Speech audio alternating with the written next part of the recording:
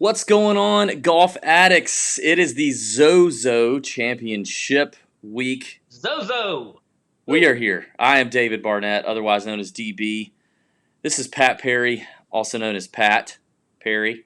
We are the Tour Junkies, and we do this every single week. We're going to break down this week's action, talk about this brand new golf course that we've not seen ever before in Japan, and we're going to talk about the things that we think players are going to have to do well to succeed here at the ZoZo, and we're going to give you our picks, our sleepers, and the guys that we think you should avoid.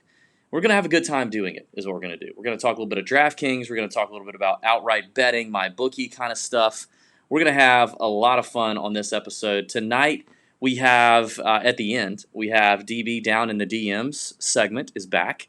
I've got some wonderful DMs, including actually a listener voicemail that it started as a DM, but we had him call in, and we wanted you to hear the story first.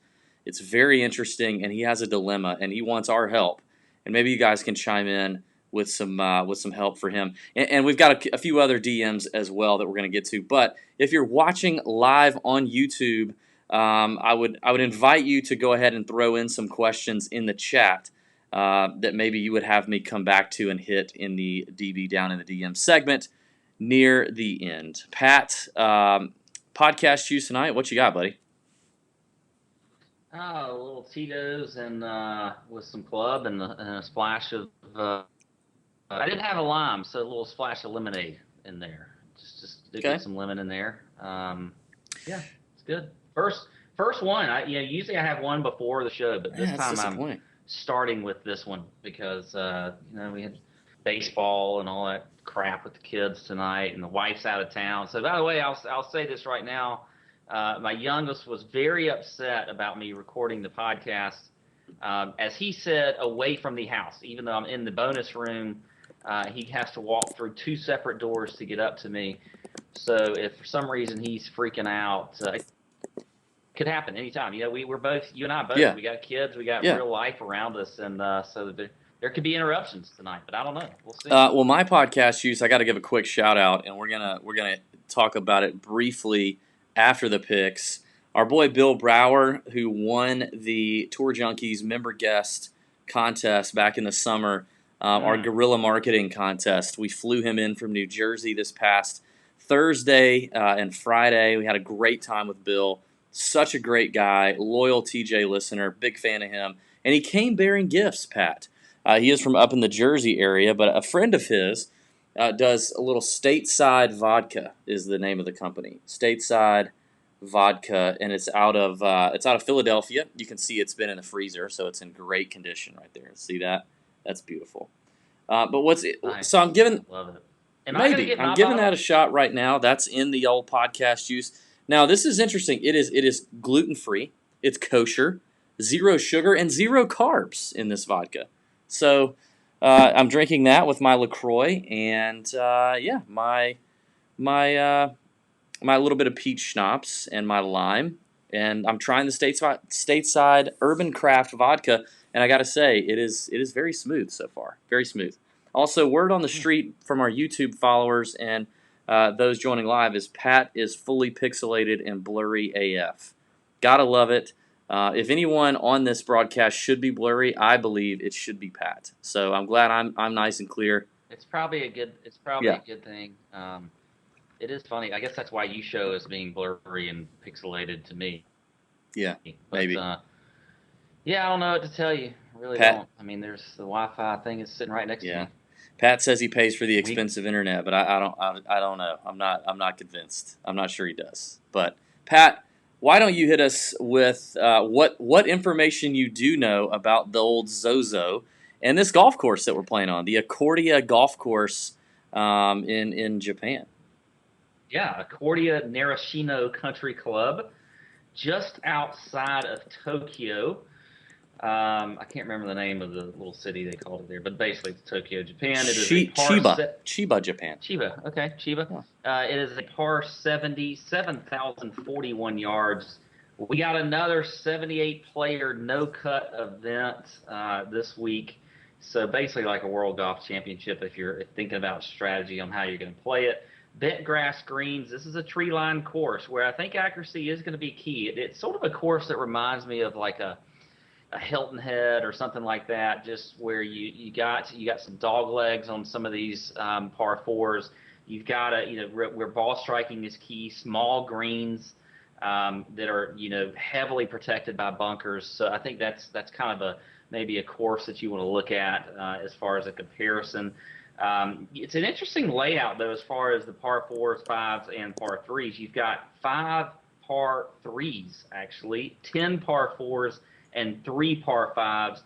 2 of those par fives are pretty gettable at 587 yards for the longer hitters. That's number 6, and then 562, which is the 18th hole, which should be interesting as they come home. Should be a birdie hole there. Par fours are also kind of interesting. You've got either kind of split, really. You've got 5 that are under 430 yards, and then another 5 that are long as hell. They're at 486 to 505 yards. So it's kind of weird how that sort of segmented it out. You don't typically see that. So I do think, at least from those longer par fours, you might see the Bombers come into play a little bit there. But again, I think the rough is not going to be all that difficult. But I do think you got to hit these fairways. You got to give yourself good angles into these greens.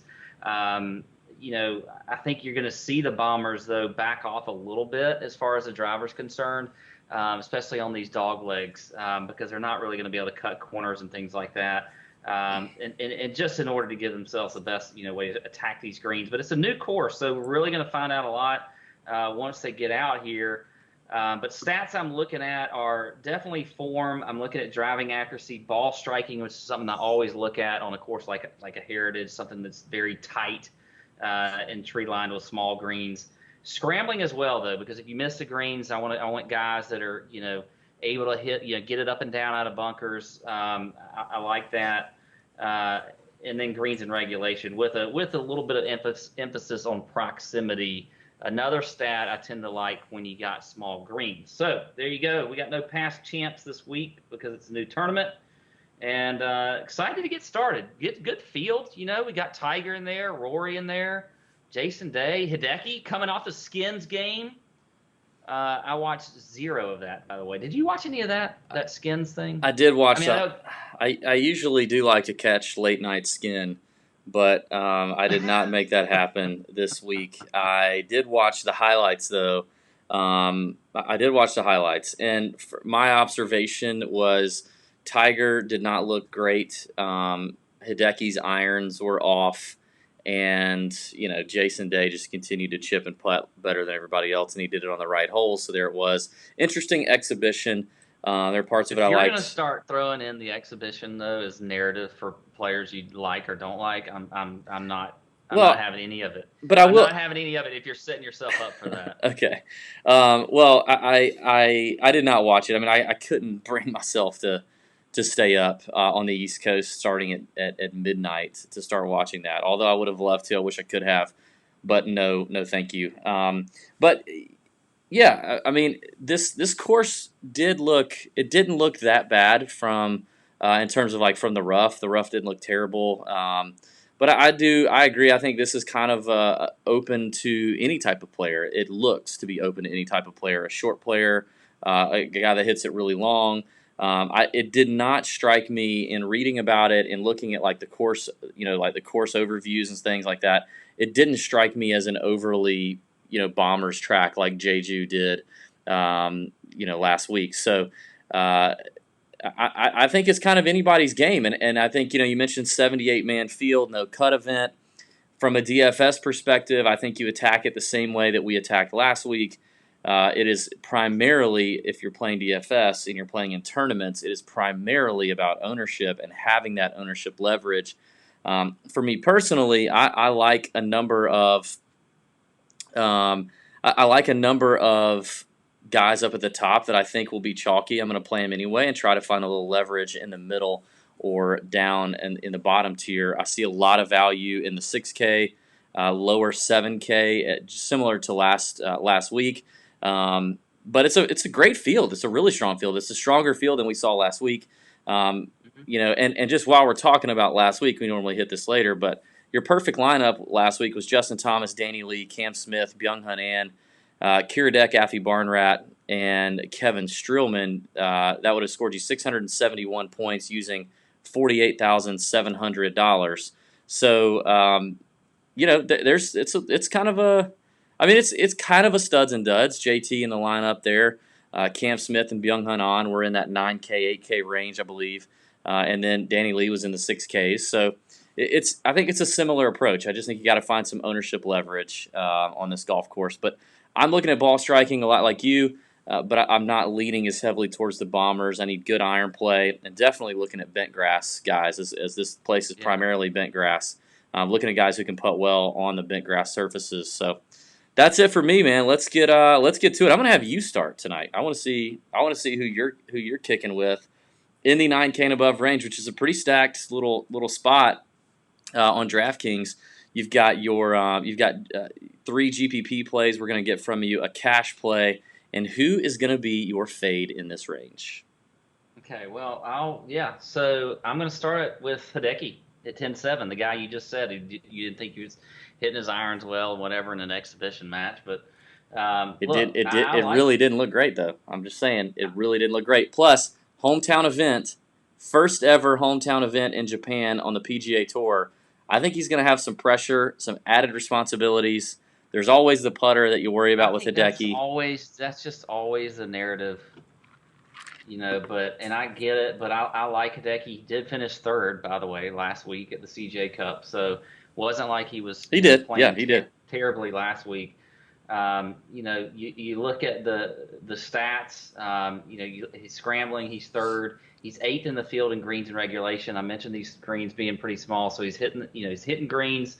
Ball striking, not great. I do agree with you there, but I just think some people may take that whole narrative of being off of Hideki, being a hometown guy, or not hometown, but home country and whatever else. And I think, if his ownership's high, I may come off of this stance, but I do like him as a GPP play, so I will be playing some Hideki. I think that one of the best plays here, and really my cash play, is going to be Paul Casey. We've seen him play incredibly well in Europe lately, the last few weeks.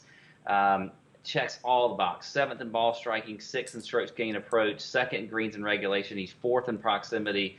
And like I said, he's been playing well. He's coming off a win just a few weeks ago at the European Open. Followed that up with the top 15.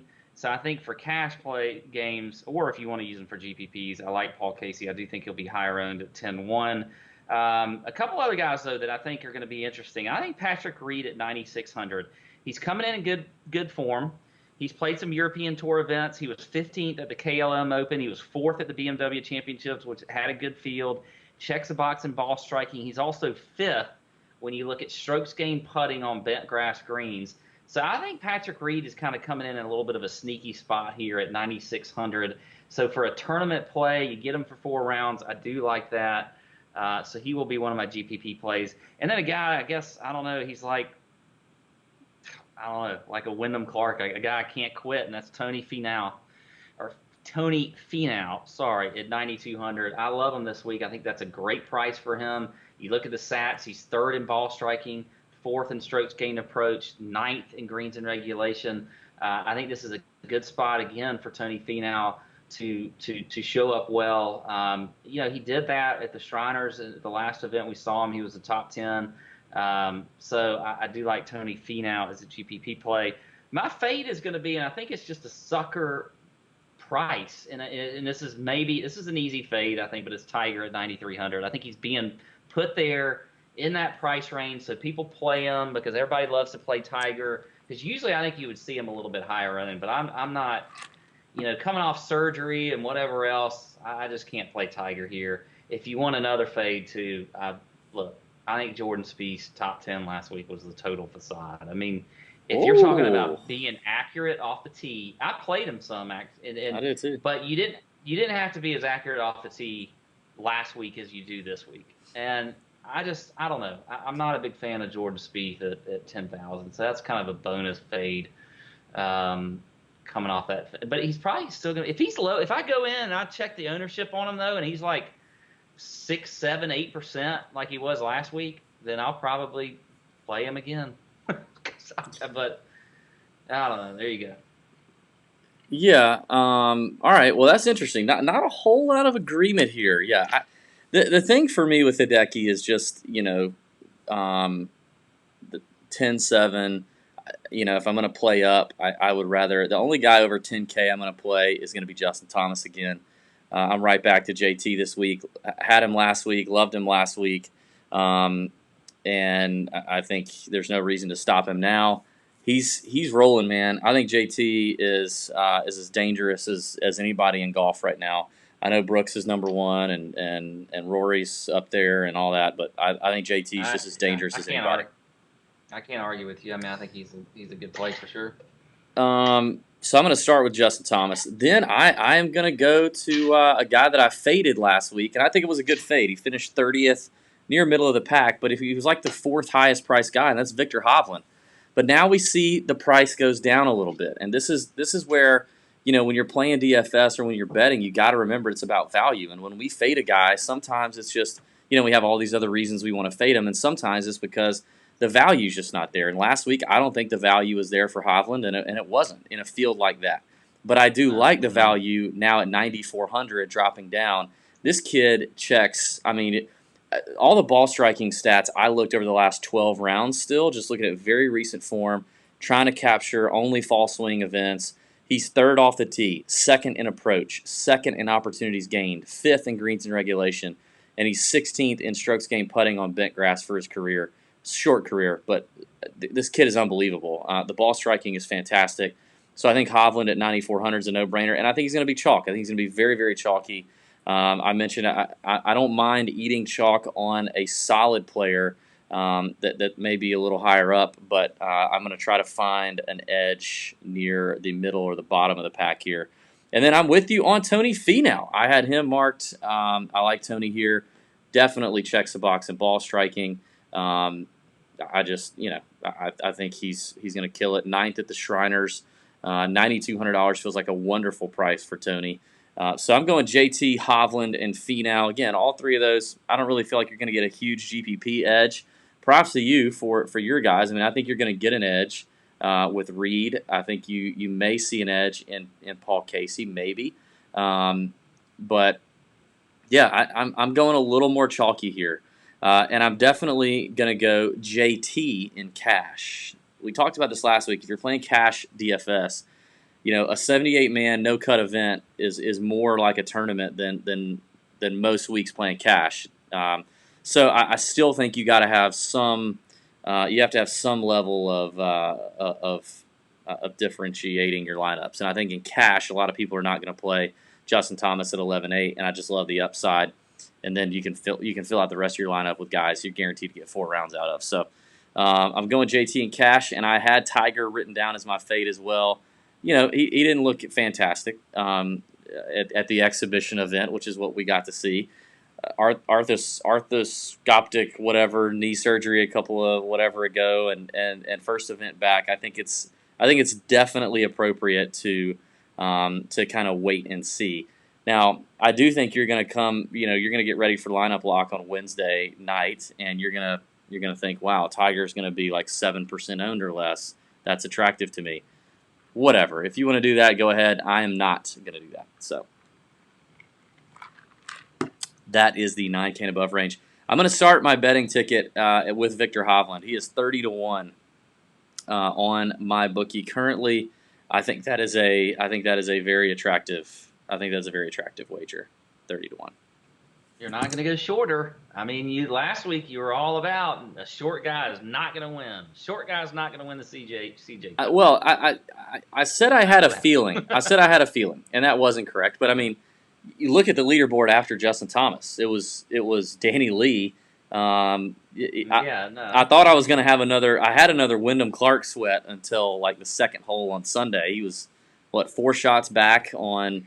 Yeah, going into Sunday. With these type fields, I don't mind going a little shorter if I have to, because I just think in the end, when you got guys like JT, Rory, all of that kind of stuff. I just feel like and this is not a World Golf Championship, but I feel like the cream rises to the top in those. You see DJ wins a ton of those type tournaments, and he's always the shortest guy in the field when he's in there, or at least one of them.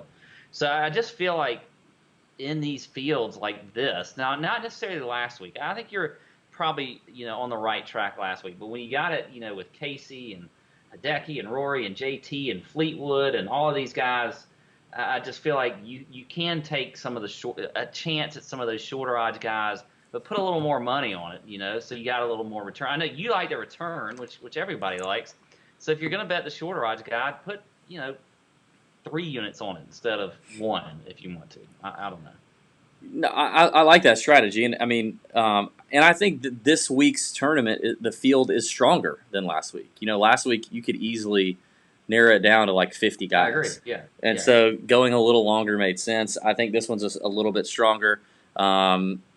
So I hear you, but 30-1 is still as short as I'm going. I just don't get geared up about it. Like I don't have and I'm not betting enough money.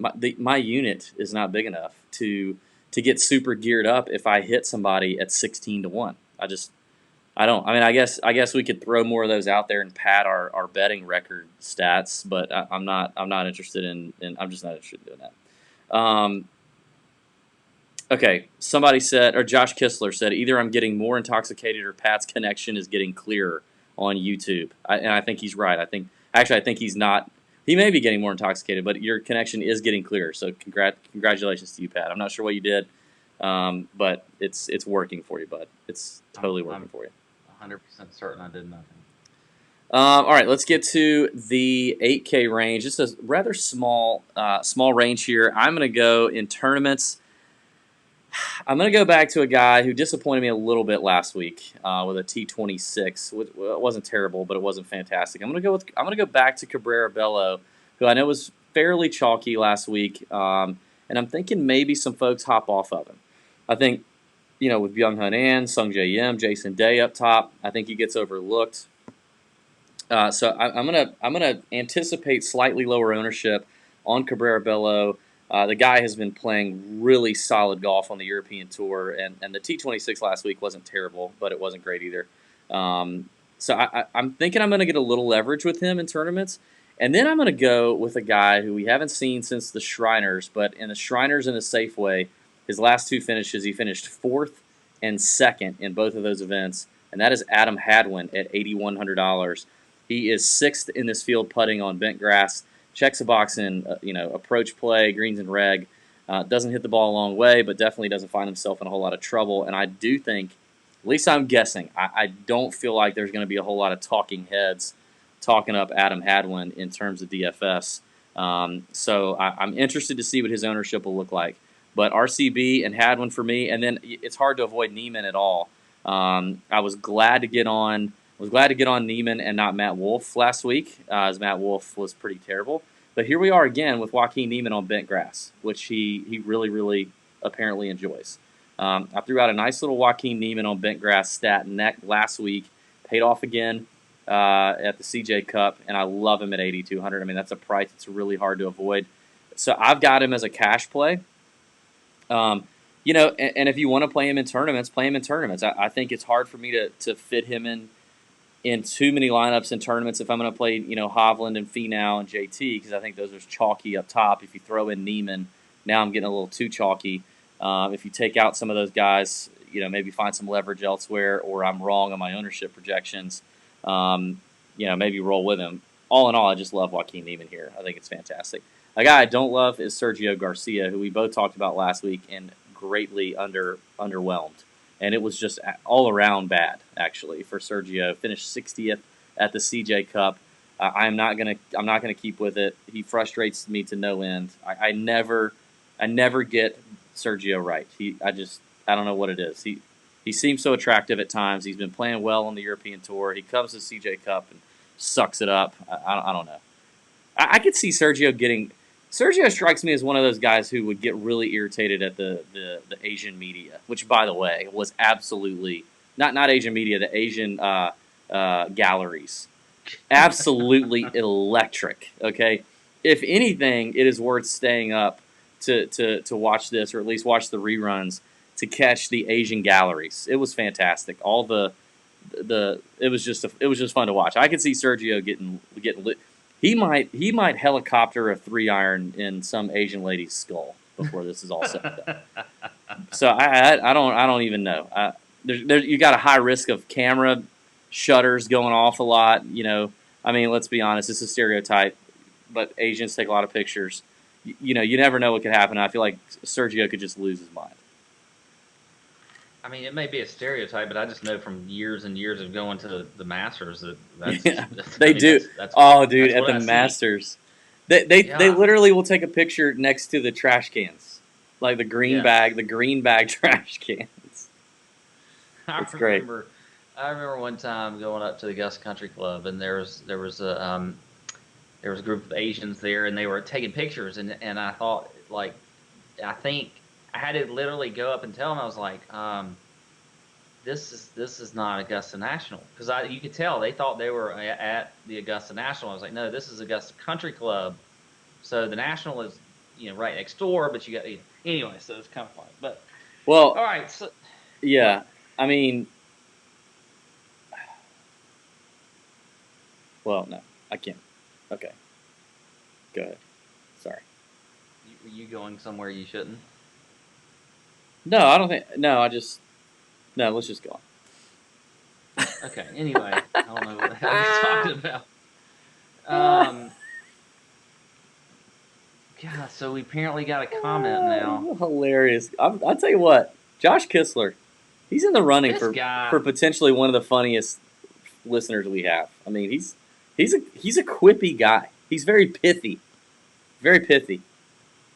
No, I don't want to. I'm not going to repeat what he said, but I did put it up on screen. If your game is always, talking shit about me, then you're. I can't hear you, Pat. That's not anything. Can't hear you. That's not a game. You hung up on me. Awesome. Okay, we got disconnected there, bud. You hung up on me. Okay, thanks. Sorry. All right, let's go. Who you got? AK. I'm going with Josh Kistler at 8,100. No, anyway, I will go with we're in the AK range. I'm with you on Hadwin, by the way. I kind of was surprised you had a Hadwin. Maybe it was that putting stat that immediately brought him out, but I like him at 8,100. I like him in cash actually as well. I'm okay with him in cash. Yeah. Like you said, you might get a little bit of ownership leverage, and you need a bit more of that in your cash lineups if you want to play them. So I like that. You'll see that I'm trying to get. I'm looking a lot at ownership this week, and I don't mind when I go into these no-cut events, and I got every single player under 10% owned, or I got one guy that may be chalky and 5 that are that are sitting there at under 10% or whatever. And I like Louis Oosthuizen at 8,400. You look at the stats here for him. He obviously is checking boxes. He's 17th in ball striking. He's 11th in strokes gained approach. Top 15 in greens and regulation. Top 20 in proximity. Also checks the box in driving accuracy as well. We haven't seen him in a little bit, but I just think his ownership is certainly going to be low. Just nobody ever likes playing Usti, but he's just solid, especially in fields like this. I think he's going to play well. So I like him at 8,400. The guy I'm fading is your boy RCB. Yes, fading Rafa Cabrera Bello. Look, the stats really aren't showing up all that well for him. Yeah, but the stats you're looking at, you're looking on Fantasy National? Yeah, I'm looking at. Okay, that doesn't. That's one downside of Fantasy National, not taking into account all of his European Tour stuff. He's been crushing it on the European Tour. Well, I think that 8,600. I feel like even if the stats are wrong on Fantasy National, which they're not. I mean, they're just bringing in some tour events, but still, across the board, they're not really that great. He's like near the bottom of the field in ball striking, greens and regulation. He's proximity, nothing other than scrambling is like the only one that's popped for him. And so okay, bring in the European Tour stats, but whatever. If we could argue stats all day long, but I still think he's going to be pretty high owned at that price at 8,600. So I'm not a big fan. I know last week. I don't know, man. I think people are going to hop off of him after last week. Nobody ever hops off of him. They never do. Yeah, you're kind of right. Dude, it's tough to argue though. I mean, you're looking at Fantasy National, and I mean, he finished second at the Open de España, sixth at Wentworth. I mean, Wentworth was in September. Open de España was October 2nd. He missed a cut at Alfred Dunhill between those two. I mean, but July he finished ninth at the Scottish, Irish four. I mean, and that's getting back there a little bit. But your Fantasy National numbers aren't taking into account those two events. And I don't know. He's just solid, man. He's solid. His stats are never all that flashy, honestly. I feel like they're never all that flashy, but he just doesn't do anything really, really crappy. And so he could just kind of hold it together. You give him a hot round, and he's up there. I don't know. Maybe we definitely got to check the ownership projections. I think you're right. I mean, if he's chalky, again,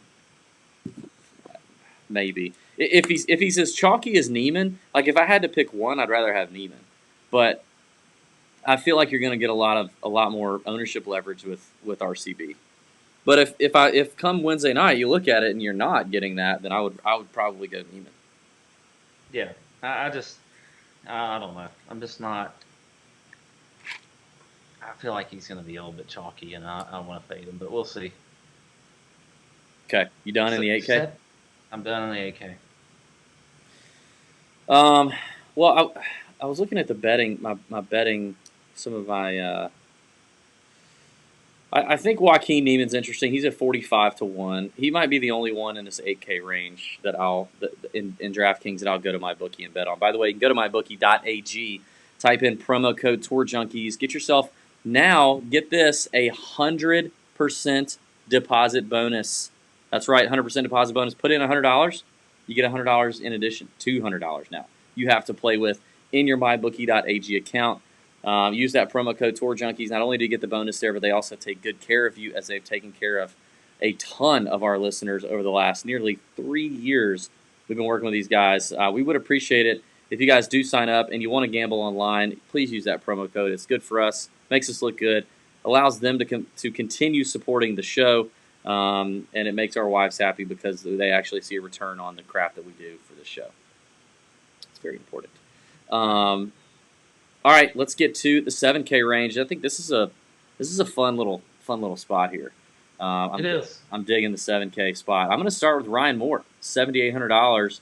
The T8 at CJ Cup, the 13th at the Shriners before that. Ryan Moore's checking a lot of boxes, man. His iron play solid. He gains strokes off the tee despite being a short hitter because he's deadly accurate. He places his ball where he needs to. Not the best bent grass player in the world, but I like where he's at right now. He's also at 66-1 on my bookie, which I think is rather attractive. So I like Moore in tournaments, and then, well. By the way, I like him at 66-1 as well on my bookie. I think that's a good. Did you hear me just say that? No. I just said that. Out. Yep. Thanks. I'm going to go with the old Shesticle. I'm going to go with Shesticle. Despite kind of a lackluster, T46 last week, the guy still checks a lot of boxes.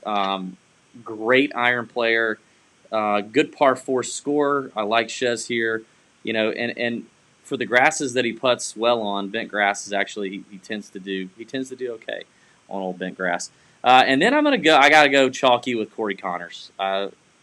Connors, I'm not going to quit. I continue to nail Corey Connors despite your judgment and your hatred of Corey Connors. And he is also 66-1. So, there's something to look at right there just in terms of evaluating, betting odds versus DK value if you're playing DraftKings. Ryan Moore at $7,800 and Corey Connors at $7,200. The same odds to win according to my bookie. And you get a $600 discount for Corey Connors. So a guy like that, when you're getting that kind of discount, that kind of value and leverage, a guy who's been playing well, a guy who checks the boxes, that is chalk I am going to eat often. And he is my cash play in this range as well. I'm going to fade Kevin Na. I faded him last week. He actually did better than I thought he was going to do last week with a T20. But he's still not striking the ball very well. He's doing a lot of it with the putter, and $7,900 price tag. When I could get a Ryan Moore, when I could get some of these guys below him, I just don't like the value that I get out of Kevin Na. And then my second fade is going to be Shugo Imahira. Now, everybody, I don't know. I'm not buying it in a field like this. We've seen Shugo play before. I think he's played in majors. I get it, but I'm sorry, I'm not. I don't. Who's playing Shugo Imahira? Like, how is that some sort of like earth-shattering fade? I didn't say it was an earth-shattering fade, but I think when you're going to have people who are looking for that Japanese player who's getting in based on Japanese order of merit. Yeah. Well, I'm talking about like the Japan PGA, circuit. They're getting in on the order of merit. Oh, our Japan listeners. Yeah. About our Japan listeners. Yes. Konnichiwa, by the way. Konnichiwa. So yeah, I hear you. I was off there. So I'm trying not to let our listeners get, suckered into the even. I know he's cheap and whatever, but like don't like 85 times out of 100, Shugo is not going to return value at this event for you. You'd be better off playing any other player in this range that competes with the big dogs in the strongest fields in the world on the PGA Tour. Just don't overthink it. And you know what? Don't at me if he freaking hits next week, because I'm telling you, 85 times out of 100 you play this event, he's not hitting. Pat's. If he hits, I'm going to create a burner account. I'm going to ask the hell out of you. You wouldn't know how to create a burner account. You'd have to hire a marketing firm or something. All right, who you got? 7K range. Okay, so yeah, I'm with you on Ryan Moore. He was one of my GPPs, so I will skip over that pretty quickly. And also, you know what? I got to admit, you've turned my thoughts on Corey Connors. Good. I want to fade him. But it's just hard right now. And so I like him in cash. So I'm with you there. So I think Corey Connors will be my cash. I know he will be a cash play. Two others I'll give you, though. I like Kisner at 7,600. I talked about this course being similar to kind of a Hilton Head, sort of Harbor Town style course where, the shorter hitters have a better shot here. You got to hit fairways, ball strikers, good putters, which he is. So I like his at 7,600. I think he is a good play. Now here's one that I think is just kind of sneaky. And you know what? You might just automatically think of this guy as sort of a bomber and whatever else. And you know what? His form isn't all that great. But I feel like this is a good spot for Jason Kokrak to pop. He checks the box in ball striking. He is 10th in the field in ball striking. He's 7th in the field in proximity. Checks the box in greens and regulation. I think Kokrak could pop this week. I think he's going to be super, super low owned. If you want a guy that's just going to be literally he'll be less than 5% owned. For a GPP, I like him at 7,000. You're getting him extremely cheap. He had a great year last year. I know his fall has not been all that great, and I'm whatever. I'm okay with that. I think Kokrak is in a good spot here, so I do like him as well. My two fades are going to be Billy Horschel. I don't know. Hasn't you look at the stats. Yeah, I don't like him. 48th in the field strokes gained approach, 46th in strokes gained around the green. Not really checking the box in greens and regulation and proximity for me. A guy that's typically, when he's in this range, is higher owned. He finished 64th last week in a short field, so didn't play all that great. And I think there are a few people on him last week, so I'm going to fade some Billy Horschel. And then Matt Wolff, fading him. I liked him last week too. Son of a killed me, but I'm fading Wolff. I don't like him at all. I tell you, it does feel a little scary to fade him though. At this price, you put him in tandem with Hovland like every week, I think. But yeah, I mean, what? I guess it is. What are you talking about? Because you're about to make the same argument about Wolff that you just made about Hovland earlier in the 9K range, because you're getting him for a cheaper price and whatever else, and he's a rookie on tour and whatever. Yeah, but this is much cheaper. Like he dropped. But this course. Yeah, I mean, I'm not saying it's ideal. I'm not saying it's ideal for him, but I'm just saying it is a terrible course fit for him, and I'm not. He didn't play well at all last week. He was Well, horrible. you got him wrong last week, so you might be No, I wrong again this did. week. So I'm going to fade him this week because I got him wrong last week. You liked him last week too. No, I told you I like Neiman more. I wanted to pivot to Neiman. Yeah. All right. Is that it in your 7K range? That's it. 6K. I got a handful of guys here. I think you go back to the well with Ryan Palmer. He's playing good. I mean, why not? I know he's kind of a bomber. But when you look at even the iron play's been solid. He's not just doing it off the tee. Now, he's never been a great putter, so you need the putter to just kind of be average. But he's top 25 in basically every iron category there is, at worst. So I'm liking Palmer. I still like Palmer. I think then you go down to JT Poston. Our boy Fleener and JT Poston are at 6,600. They're on the way to the old ZoZo to get the Asian swing going for them. Just he plays shorter courses well. Great wedge player, really solid putter is JT Poston. Results haven't. He's made one of two cuts in the swing season. A T11 at the Sanderson, missed the cut at the Shriners, but I like him. He's also 140 to 1 on my bookie. There's a lot of long shots down here that that are very just titillating, I believe is the word. Just very titillating. I think it's titillating. Oh, yeah, titillating. I don't think it's titillating. Are you sure? Titillating? I could be wrong. Actually, I think it is titillating. Maybe the YouTube viewers can confirm.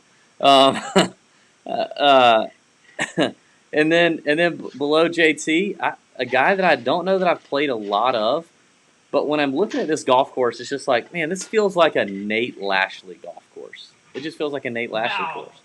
Okay. Good iron player, good putter. He's 175 to 1 on my bookie. I told you I like a lot of guys here. Joel Damon, our boy Joel. We're usually very careful when we recommend Joel. We don't. We love Joel and Gino with all of our hearts. By the way, stick around for an inside story from the CJ Cup after this. Okay, after the pick section about Joel Damon. Stick around for that. But I like Joel here. I like him. 160 to 1 Vegas odds or mybookie.ag odds.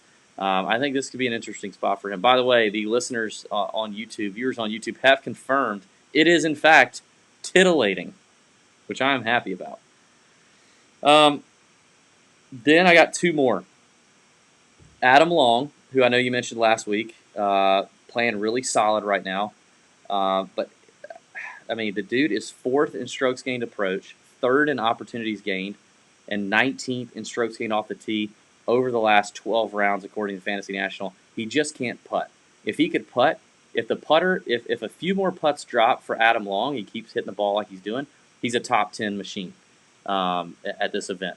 I really think Adam Long is an interesting play, and he is at 250 to 1. And then finally, at $6,100 on DraftKings and 200 to 1 on mybookie.ag, when you think of a short knocking course kind of paradise, Troy Merritt comes to mind, who popped a couple times this past season. He's top half in this field in putting on bent grass. He's top 3rd in this field in strokes gained approach and top 10 in greens in regulation over the last 12 rounds is Troy Merritt. The recent form has not been very good, but I do think that's an interesting play at $6,100 on a course like this on DK. And 200 to 1, I might throw like an each way. That's probably not an each way number, but you can probably get an each way top 5 bet for like 180 to 1 or something. So I think that would be very interesting. There you go. Okay. Well, I like a lot of guys down here. I do too. And you mentioned a few of mine that I like. Adam Long is one of them. JT Poston's one of them. You mentioned as far as putting is concerned, he's top 20 in this field in strokes gained putting on bent. So I do like JT Poston as well. And with you on Damon, I'll throw out Kevin Streelman though. I thought you might mention him. I do think he might be a little bit chalky coming off that good finish last week. But he definitely checks a box here. It's one of those shorter type courses that he tends to play well on. So I do like Kevin Strillman at 6,700. Yeah, that's probably about it. I would say, you may look at a little GMAC, a little Graham McDowell up there in the higher amount at 6,800. Another course that I think it's a good course fit for. So that's about it. I'm shocked you didn't say Vaughn Taylor at the low price of $6,100. I mean, I don't mind him, but he just wasn't in the ones I'd written down. We say we're gonna pinpoint a few guys. Well, I mean, the 6K we usually kind of freewheel it. We freewheel it in the 6K. We do, but there's a lot of guys in here that pop a little bit that I kind of like. There will be a handful of these that make the DB Big Balls betting card in the Chalk Bomb email this week. By the way, the Chalk Bomb email continues to make a lot of people very happy. If you're not subscribing to this free email every Wednesday night from us, then what are you even doing? You can go to tourjunkies.com, scroll to the bottom of the homepage, and on the bottom right-hand side, type in your email. I got to say, Pat, your pontificate with Pat this past week made me laugh for a couple of days. I'm glad. I laughed very, very hard about your mailbox obsession. I got a big kick out of that. That was very good. All right, that's the picks. Let's get to some fun stuff, some recap. DB down in the DMs is coming. JT won. He did what you said last week, Pat, and that is, quote, gonna bomb this course all over the place. That is what he did, and he executed. Our picks are pretty good. Our picks are pretty solid. We did have the Wyndham Clark sweat. I said on the podcast, don't let me do it, and a couple of you remembered to DM me or tweet me and say don't do it, and I did not roster him in DFS, which I wish I would have now. However, I did throw a little quarter unit on him at 200 to 1, and that would have been fantastic. That would have been really nice to hit. But yep, you had the skins match we kind of hit on. You had Brooks and Rory's whole thing back and forth. I don't even care about that. I will say though, I don't even know if I can say this publicly. If I'm gonna say it, I might as well say it on a show like this, where literally our listeners are dropping through the floor because it's NFL season and they don't care. But Brooks is kind of irritating me. I've always been such a Brooks homer and fanboy, and I love the guy, but his attitude lately is kind of bothering me a little bit. I don't know what it is. Also, if you're not following, it's kind of like yours. Also, if you're not following Bryson DeChambeau on Instagram for his freaking douche lord documentary about how his bulking season for old Bryson, oh god, I could just. I'm not paying. I can't get triggered by it, so I'm not even paying attention to it. What a freaking tool! I hate that guy. Okay, so we gotta tell the listeners. Joel Damon, freaking hilarious dude. Gino Bonelli, hilarious dude. We have this little group thread that we do with those boys, and last week I'm literally my wife is in the bed snoring. I'm in the bed watching the CJ Cup with my AirPods in on my Apple TV, taking in the old CJ Cup. It's probably, I don't know, 11:30 at night, and I go to sit on the pot on the pot to take a crap. I had a late night dump hit me, and wow. Yeah, and I get a text. Let me see if I can find it. You know what I'm talking about, Pat? Yeah. Here it is. I get a text. We get a text, Pat. You're there, and it's a picture of a beautiful golf course from Joel Damon. This is Friday night. Friday night at 10:46. Text from Joel Damon. Yes. Okay. Now I remember. 10:46 on a Friday night is not typically a good time for me to be coherent. Not usually a time you remember. And it's a picture. It's a picture of the beautiful fairway, and Joel Damon sends a text. go or lay up. Oh, also on this text is Aaron Fleener, JT Poston's caddy. Joel, go or lay up, and Aaron says go, and I'm like, wait a second. So I go and I look on ShotLink on the PGA Tour app, and I realized like he had just finished playing this par four. He's on a par five. I'm like, wait a minute, aren't you on the golf course? Is this a real life situation? And then because I didn't know what to do, and then Gino sends a selfie of himself, with the bag on, and Joel just replies and says, "Golf is boring." And I said, "You guys are nuts." And then let's see, and then an hour and 15 minutes later, on another par five from the fairway, Joel sends another photo and says, "Gino isn't letting me go for it here." And then that was it. And I told him I can't really tell how far it is. It looks like it's a million miles away in pictures, but let your nuts hang, Joel. Go for it. And we didn't hear from him after that, but Joel and Gino, there's just not a better combo. I mean, they're just really, the best. Yeah. If you can't pull for those guys, I heard some of the dummies on the Golf Channel this morning. They were recapping the Skins thing, and they were talking about like the banter back and forth, and they were complaining. It was kind of like it seems disingenuous, and like Robert Damron was talking about how nobody on the PGA Tour knows how to trash talk. That like golfers don't know how to trash talk is what he was saying, and that when they're mic'd up, you don't really get what you want. And I'm like, well, we're micing up the wrong players. You're wrong players, yeah. Yeah. And caddies. And caddies. If I guarantee you mic up Joel Damon and Gino Bonelli and Aaron Fleener, JT Poston, you mic those guys up, Kevin Kisner, you will get everything you want and then some. You better have a bleep button ready, and you better have some sort of delay on, but you'll get everything you want. And it may just be, it may just be like that when you mic up the Tigers and the Rorys and the Hidekis and the Jason Days, like they've arrived at a level of the game that they have more to lose, right?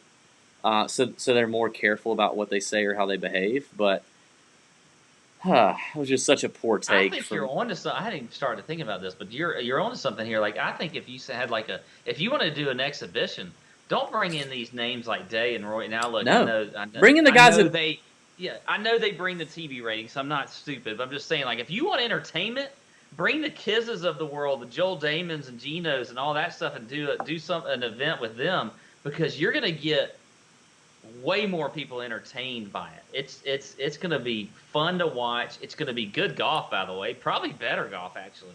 Probably more competitive and better golf than you see with the Days and the Tigers of the world. Look, I know they're great golfers, but still, it's not like Kids and all of them are that far down. So I don't know. As far as entertainment purposes, I'd much rather watch that than anything else.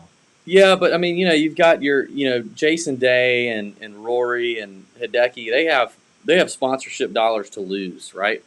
And I feel like Joel Damon and Poston and those guys, it might be an opportunity to let their personality shine a little bit, right? Mm-hmm. But those guys are just so funny. I could not believe I got a text from him. We got a text from him on whether or not to go for it on a par five in the middle of the freaking round. That was hilarious to me. Before we get to DB down in the DMs, I got a fantastic one-day member guest that I had with Bill Brower, the contest winner, the listener. Props to you, Bill. Great guy. I got to say to everybody out there, there are not many things that have been more rewarding about having Tour Junkies and being this thing that we started now 4 years ago, 5 years ago ish, than the people that we've met, the regular guys, just the guys that support the show, that love the show, that like us or don't like us or whatever it is. Like, there's just not much more rewarding. Like if you think back at all the things, and I get to do more than Pat because I travel more than Pat. It just is what it is. But Pat's met some folks too. Like we've both met some people who are just regular guys like us, and they just love golf, and for some reason they love our dumb show. And it's really, really cool to get to hang out with you guys. And Bill was a total example of that. Wonderfully appreciative, just was fantastic, and he earned the day. We had a wonderful day at Champions Retreat, played some good golf, and had a lot of fun. And yeah, if there's one thing too that Bill really confirmed is that we need to have a Tour Junkies listener tournament or weekend at Champions Retreat in 2020, and I think that's going to happen. We've got the ability to kind of go out and video champions and show you guys what level of experience you're going to get. Because hey, it's not going to be cheap. This is not going to be for everybody. This is not going to be, this is not cheap. So, but I think planning a weekend at Champions with me and Pat, and 10 to 12 listeners, and maybe a guest, instructor / player, caddy, coach would be a wonderful time in 2020. And Bill really confirmed that, drove that home. We'd love to meet more of you and have and get a chance to play some golf with you. We had a great time. So thanks to everybody who played in that contest. I know you're probably like, who cares? I didn't win. You're right, but Bill did. All right, Pat, would you have anything to add to that? Or you good? No, I mean I'm glad. It seems like I never did hear how y'all finished in it though. Yeah. So we finished middle of the pack. This is the 1 day member guest. It's kind of a very ancillary event at Champions, but it did double in size from last year. So we had a lot more teams this year. So me and Bill we didn't do it. We didn't make any putts. We made no putts, none. So you didn't defend your title?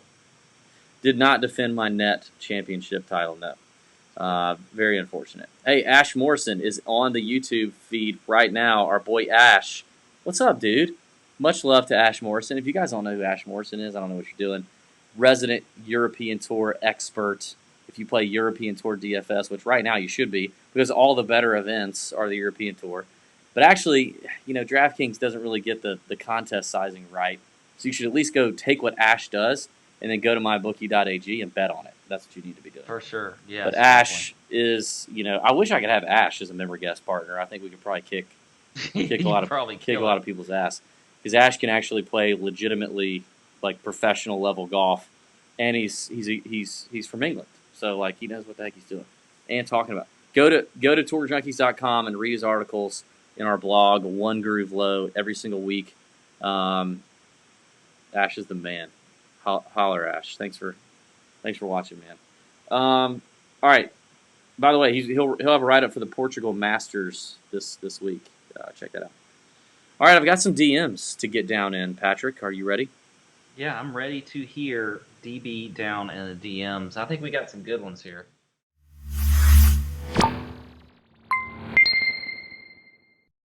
Yeah, I'm going to run through a couple questions we got. I'm going to end on the listener voicemail that we got and try to figure that one out. We're going to end on that one.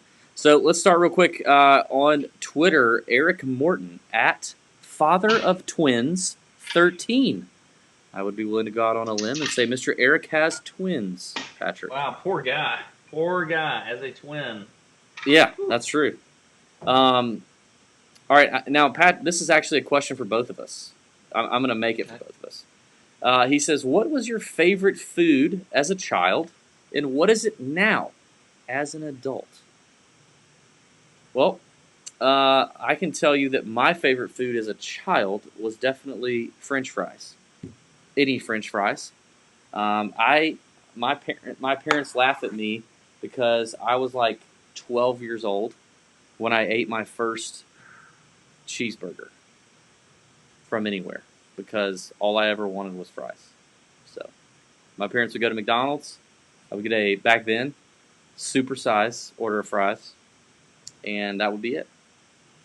Very sad, but that's just what happened. Now I eat loads of cheeseburgers. Love cheeseburgers, but back then that was the case. I was a big fries guy. What was your childhood addiction? While I pour another thing of stateside vodka, because we have a little bit left here, and then we have the DraftKings show coming up after this. Oh God! For a second there, I thought you had a beer and you were about to mix a beer with vodka. I was thinking, all right, okay, step it up a notch. I'm trying to think of what my favorite. What if I spilled this on the computer? This would be so bad. Yeah, that's not gonna be good. I don't know. I mean, I liked a lot of different things. Man,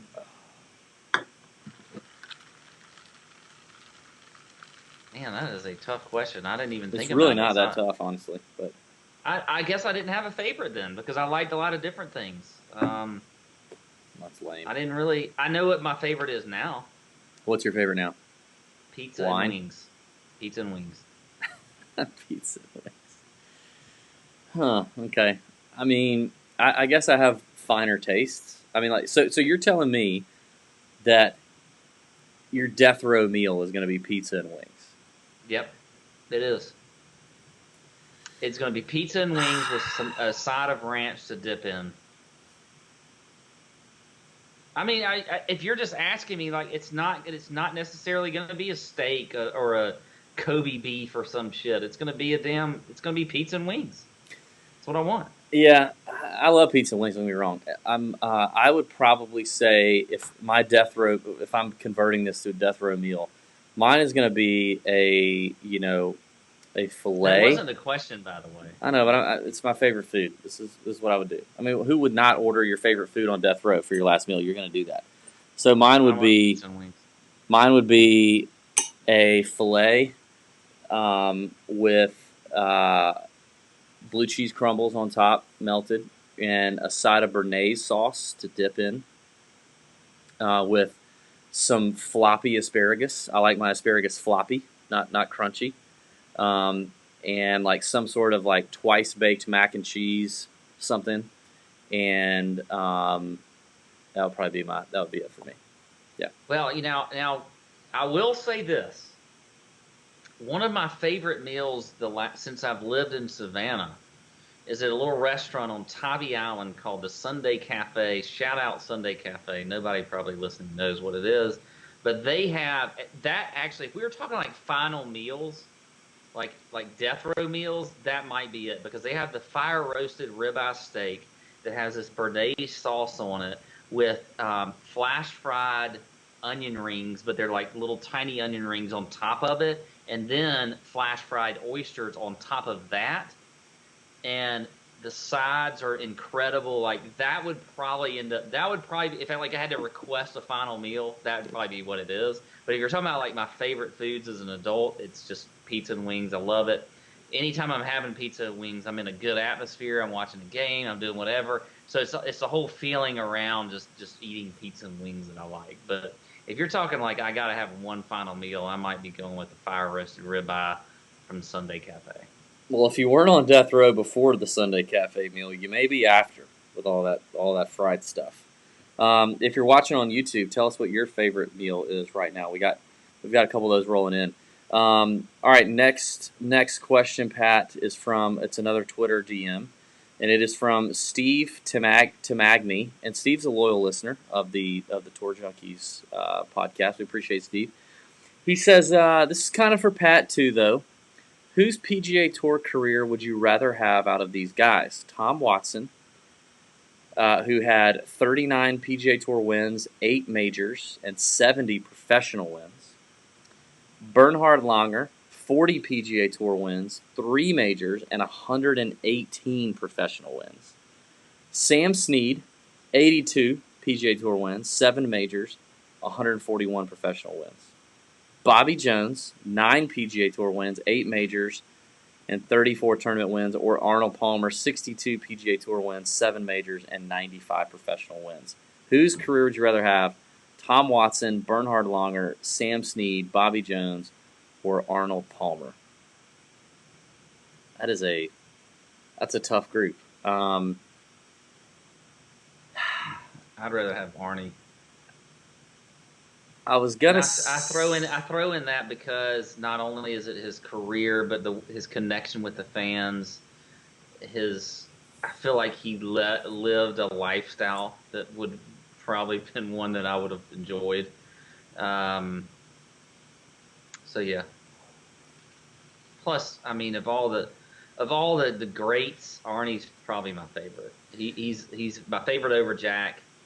So I think all time he's literally my all time favorite golfer. When you if you're talking old guy golfers. Yeah. I think it's Arnie for me too. I mean, on paper, Tom Watson has an interesting line there, but I think Tom's kind of a prick, so I can't pick him. I mean, if you look at Bernhard Langer, like that dude continues to just freaking win a lot. He's making a lot of money, but I think you're right. I think it's pretty easy. See, I think part of that question, if you're looking at longer versus like that's a longevity question. I don't Yeah, know if I care about that. Like, I yeah, really don't care. Like, I yeah, rather would have my time like Arnie did, and then whatever, I was yeah. done. I get that. I got, so I think, yeah, I'd go Arnie over that. This is Okay. like workout guy versus, fun guy. like workout guy, like, yeah, you've got this long life. He lives to be 90 years old, but he had a terrible non-fun life. Whereas, 70-year-old guy that passed away early had a great life. I might go with 70-year-old guy. Yeah. Yeah. I think that's actually fairly. When you start to look at it, I think that's kind of easy. All right. Last question. This is going to take everybody's help for this guy. He's in desperate need of our help, not just us, but also the listeners. He sent it in a DM, and I was like, dude, you have to leave a voicemail and tell us. You have to vocalize what has happened here. So we've got a voicemail that we're going to play for those of you watching on YouTube. I have no idea how to let you hear this live, so you're just going to have to forget it. We'll recap it for you here in just a second. But let's listen to our voicemail from our friend Austin from Columbia, South Carolina. Here you go.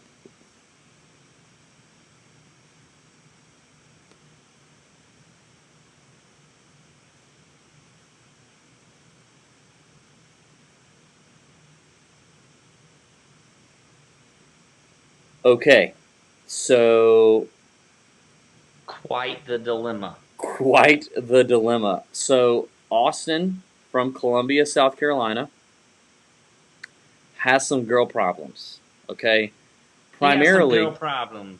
yeah, primarily his ex, who sent him, who when they were dating, uh, gave him for Christmas a dozen golf balls. Very sweet, babe. Oh, thank you. I would love a dozen golf balls. However, she got something custom printed on those golf balls. Oh, that's also cool. Thanks, babe. What'd you get on there? Sweet. That's so sweet. Oh, I got your name on them. Oh, okay. That's not terrible. I don't mind.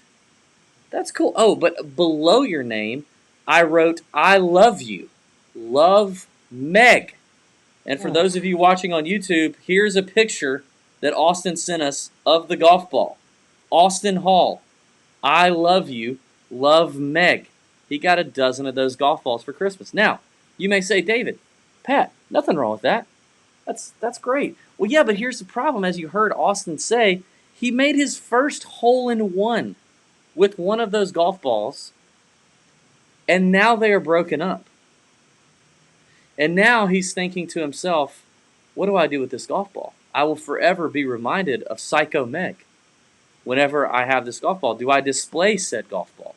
Do I hit it into the water and just, you know, I don't keep the relic that is my first hole in one golf ball. But when you make your first hole in one, like that is a rite of passage. You get that ball framed. You get the scorecard framed. You have your name, the hole number, the yardage, the club that you hit, hole ace, hole in one. Like that's what you do. But Austin is like, yikes! Like old Meg was, a level 5 clinger, and now I finally got rid of her, and I don't know what to do with this golf ball. Pat, what do you think she should do with the golf? What do you think Austin should do with the golf ball? Well, you're saying all these things, so yeah, there are all these things that you're supposed to do when you get a hole in one. Okay, so the first one is buy a lot of drinks for people.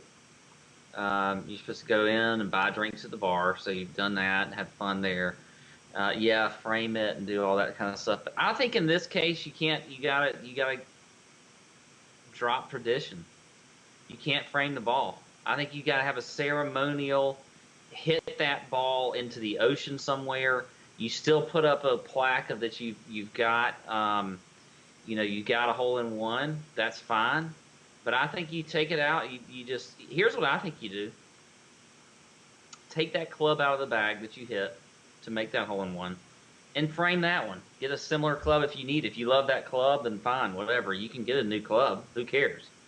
But I think you just ceremoniously, you gather up your friends, anybody that might care about this hole in one, and just do something like, hit it use the club that you use to make the hole in one, get near the water somewhere or something else, and just bash that thing out as far as you can, and get rid of it. So you still have the hole in one. You can still show ways that you got a hole in one without having that ball displayed. The only other option you would do is just display the ball, but turn it around so it just shows like the Titleist or whatever it is. But then you're always going to know it's there. You're always going to know behind, like if it's displayed and you just don't show it, like that's just negligence as far as I'm concerned. Negligence. You're always going to know it's there, and you're not really paying attention to your feelings, like, I mean, so. Yeah, because like that's get rid of it. Get rid of the damn ball. Obviously, that was the first thing I thought of. Is like, do you turn the golf ball around in the display case and just let it? Obviously, it's not going to display that. Fine, but you're always going to know. Every time you walk past that ball, you're going to think of Meg, right? Yeah. Which Josh Kistler says it was a rookie mistake on his part. He should have never dated a Meg, right? Anybody who calls herself Meg, which may be true. Isn't it like the Big Shark movie, Meg? Isn't she like a big shark? I don't know, but Kistler just sounds like he's too picky. I mean, golly, some hot ass girl comes in front of your name's Meg. Nobody said her name. Nobody said she was hot. We don't even know if she's hot. In fact, well, she probably is because she's clearly crazy. And if you think about the hot crazy scale, she's definitely crazy. So she's probably hot. She probably is hot. Well, Meg's over there probably saying never date a guy named Josh. Anyway, let's go. There's nothing wrong with Josh. Josh is very normal. So yeah, I mean, like, and then there's the idea of like, do you just take a Sharpie? Do you take the thing out on the concrete and scrape everything on it? You still know you cannot. You can't do anything to that ball that's going to take away the fact that internally he knows that ball was given to him by his ex with "I love you" on it. It doesn't matter how much you scratch it, Sharpie it out, do whatever, it's still going to be there. So the only way to get rid of it is to freaking punt that thing out into the universe somewhere. I got to be honest, I don't know why, but I've actually never thought of the whole, like, just mount the golf club thing. Like, I'm starting to think about it. Like, that's not a bad idea. You can definitely say... You can definitely say, like, this is the club I hit the hole in one with. It's very easy to replace the club. I mean, let's be honest, Austin. You probably bought the club off of the rack at Dick's Sporting Goods. It's probably the worst fit club for you on the planet. And, like, the universe aligned, and you happened to square the club face one good time. The ball went in the hole. You could get a replacement 8-iron or whatever it was.